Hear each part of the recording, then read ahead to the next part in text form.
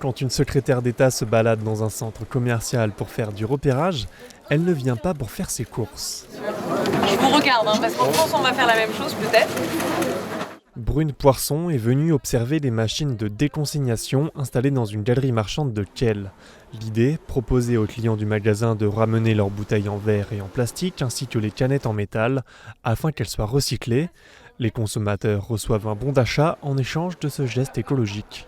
On sait que les bouteilles en plastique, c'est le premier déchet qu'on retrouve sur les plages en France. Ça, c'est plus tolérable. C'est un projet aussi qui est bon pour l'emploi, puisque ce sont des emplois non délocalisables, qui ont du sens partout sur le territoire français. Les Allemands, c'est devenu un geste dans leur quotidien. Donc ça veut dire que c'est faisable, que ça fonctionne. Et donc on va s'en inspirer. Il faut que ça devienne un réflexe, quelque chose de simple dans la vie des Français. Des Français qui sont 83% à se dire prêts à ramener leurs bouteilles et canettes directement dans les magasins. Alors des zones de collecte sont installées dans les grandes surfaces, comme ici à Strasbourg. Celles-ci avalent jusqu'à 3000 bouteilles par jour, soit 33 tonnes de plastique par an.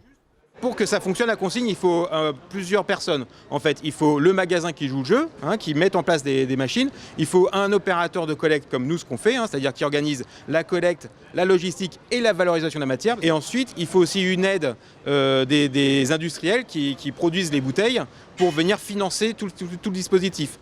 Après sa visite, Brune Poisson a présidé le premier conseil de pilotage du retour de la consigne à l'échelle de l'Hexagone.